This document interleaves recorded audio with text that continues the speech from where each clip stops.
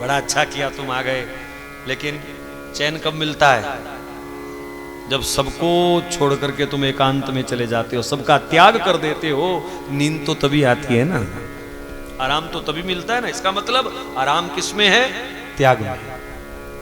भले वो मित्र बड़े निकट के थे, खाना पीना बड़ा स्वादिष्ट था, लेकिन आखिरकार आनंद, आराम, विश्राम, शांति कब आई? जब सबका त्याग कर दिया, अकेले हो गए। तो इस सृष्टि की सबसे पहली रचना त्याग है, सनकादिक ऋषियों के रूप में। इन्होंने सृष्टि करने से मना कर दिया। तब ब्रह्मा जी क्रोधित हुए। क्रोधावेश में उनकी भ्रिकुटी मध्य से एक रुद्र निकला। रुद्र को इन्होंने एक रुद्राणी दी और उन दोनों से रुद्र सृष्टि प्रारंभ हो गई, रुद्रों का विस्तार हो गया। अब आप हैरान नहीं होना ये सब कुछ कैसे बन रहा है। जादूगर अपनी थैली में से कहीं कुछ निकाल के रख देता है और थाली दिखाता है तो खाली है, और उसी में से ये लो कैमरा, ये लो मोबाइल, ये लो घड़ी, ये लो ये लो ये, फिर थैली दिखाता है, फिर खाली की खाली।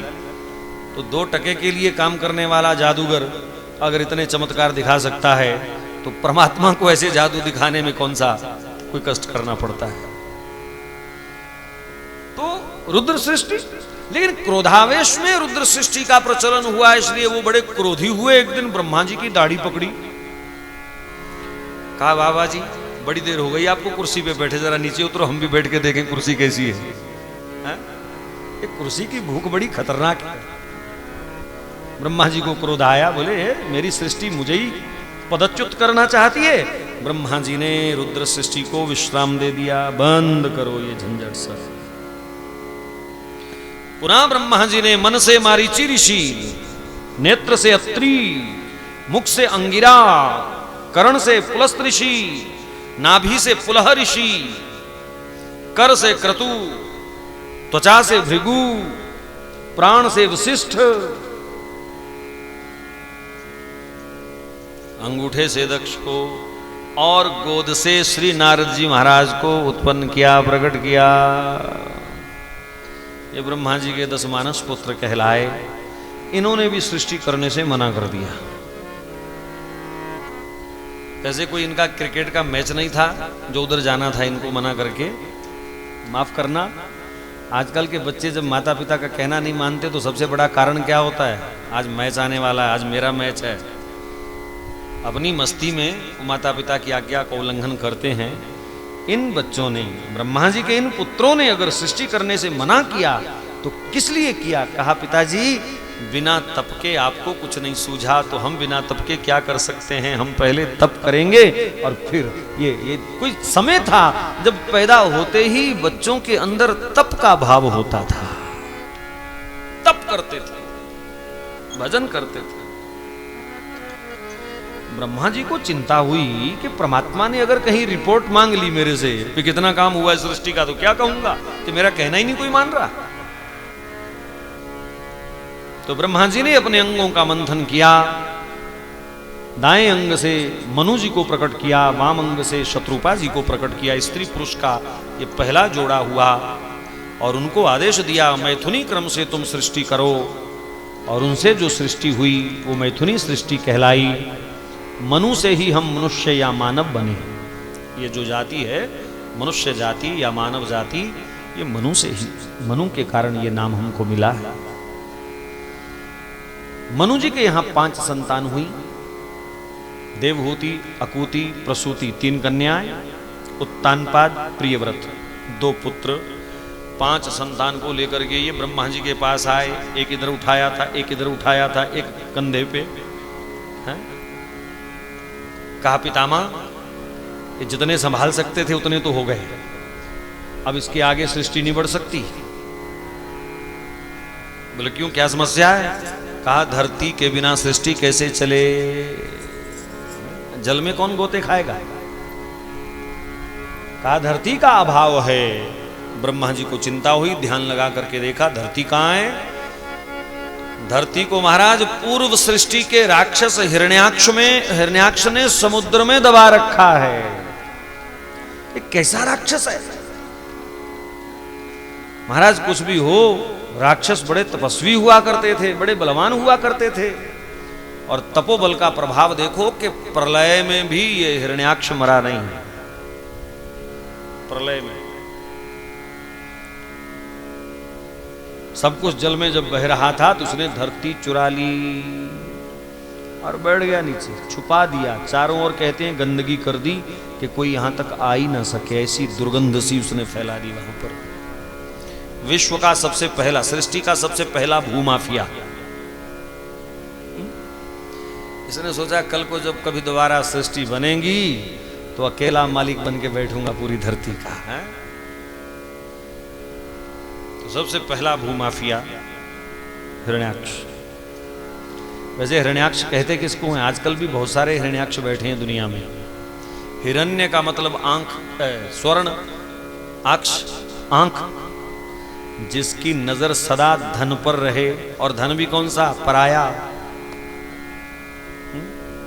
जिसकी दृष्टि सदा स्वर्ण पर रहे, धन पर रहे, वो कौन होता है? हिरण्याक्ष। ऐसे काफी मिल जाएंगे अगर खोज की जाए तो। कहीं हमारे अंदर ही ना बैठा हो, पहले अपनी खोज करना, फिर बाहर कहीं देख। धन पे पैसा कैसे बढ़े, धन कैसे बढ़े, वो सामने वाली जमीन कैसे काबू करूं, वो सामने वाली कोठी, ये बगल वाली कोठी कहीं साथ जुड़ जाए, ये सब हिरण्याक्ष के ही तो भाव हैं।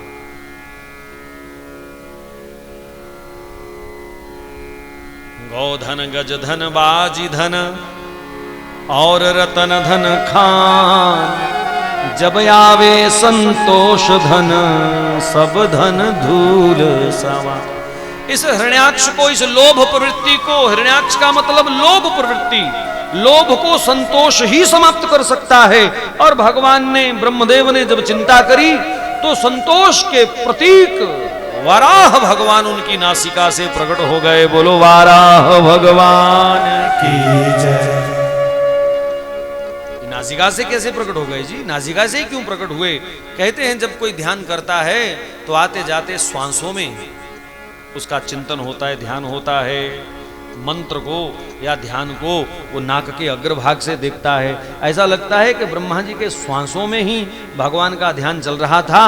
तो भगवान जब श्वासों में बसे थे तो नासिका से श्वास से ही बाहर आ गए।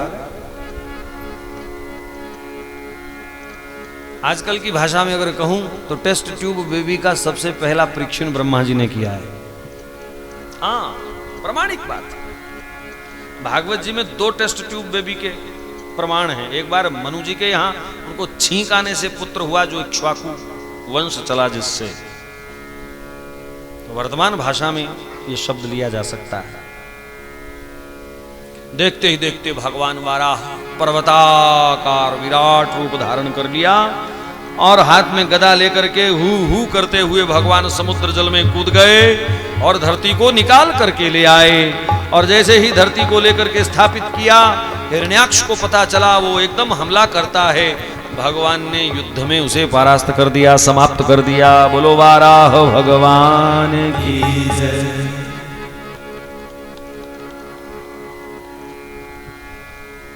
तो हिरण्याक्ष को मतलब लोभ प्रवृत्ति को वराह यानी संतोष समाप्त करता है। कभी लोभ आए तो संतोष का भी प्राकट्य कर लेना चाहिए, लेकिन संतोष प्रकट कब होगा? जब भगवान का ध्यान होगा, तभी संतोष प्रकट होगा।